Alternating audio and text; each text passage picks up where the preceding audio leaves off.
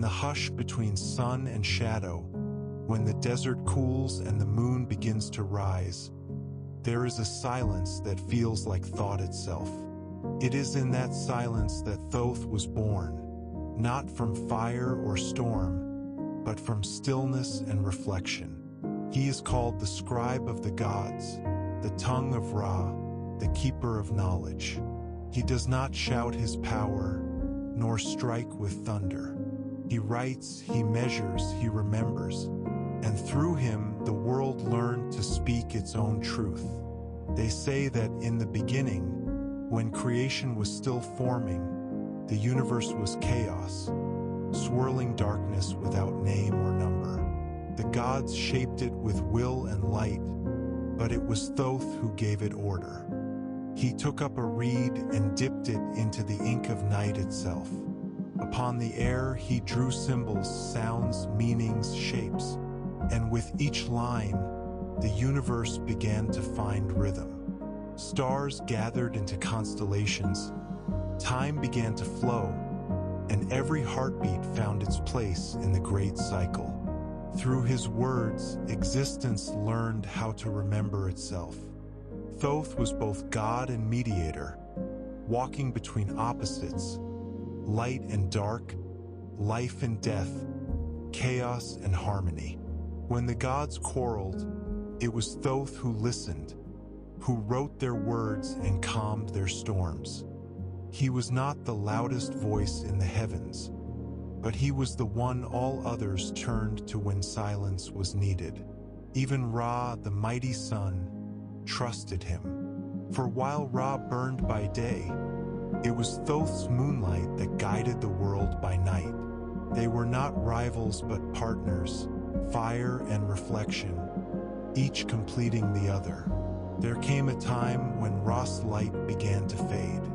The years had grown long, and the weight of creation pressed heavily upon him. He withdrew to the heavens, and the balance of the world trembled. Without the sun, shadows deepened. Without guidance, chaos stirred once more. And so Thoth stepped forward. He spoke softly, his words like the flow of the Nile. "Rest, O Ra," he said. "Your flame has carried the world through day after day. Let me keep the measure of time until you rise again." Ra agreed, and thus the moon began its reign, cool and constant, a mirror of the sun's memory. Each night, Thoth sailed across the sky in his silver bark, counting the hours, marking the stars, keeping the rhythm of eternity steady. The gods called upon Thoth not only to keep order, but to preserve justice. When Osiris was slain and torn apart by his brother Set, it was Thoth who guided Isis in her search, whispering spells to reassemble the god of life.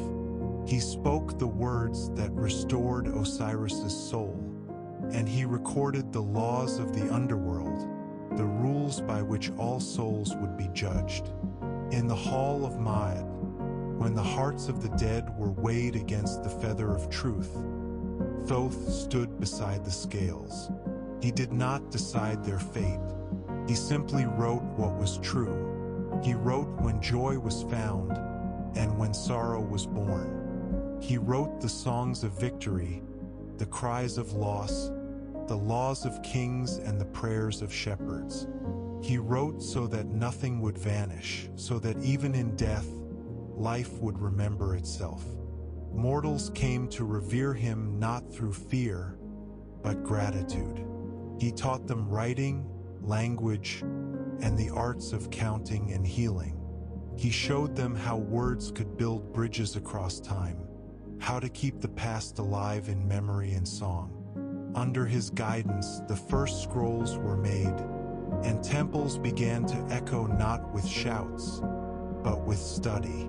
The other gods often asked him, "Thoth, do you never tire of writing the world?" He would smile and answer, "To write is not to command, but to witness, and in witnessing one understands. For Thoth knew that wisdom is not ownership, it is patience.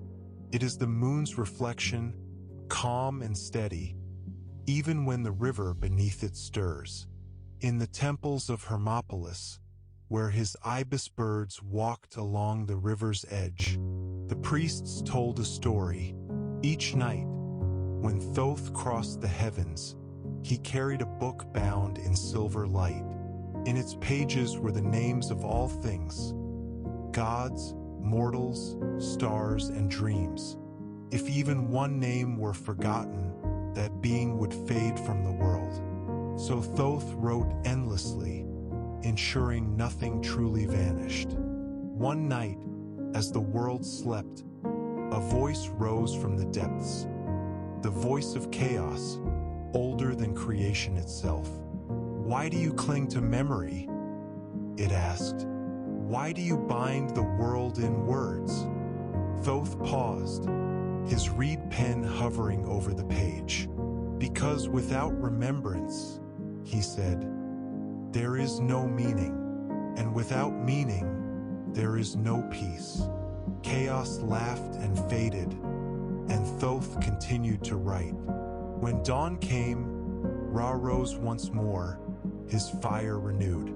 The sun and moon passed one another in the sky, and for a heartbeat, day and night existed together, a perfect balance. Thoth bowed his head and closed his book. The world, for that moment, was whole. They say that when a scribe dips their pen in ink, when a teacher speaks the truth, when a dream leaves behind a thought that lingers upon waking, Thoth is there, watching, recording, smiling softly at the persistence of memory. For wisdom, like the moon, does not seek to blind. It seeks to guide, gently, faithfully, through the long night of understanding. And so the ink flows, the stars shimmer like words upon the sky. Somewhere in the space between silence and speech, the God of knowledge writes still, not to control but to remember,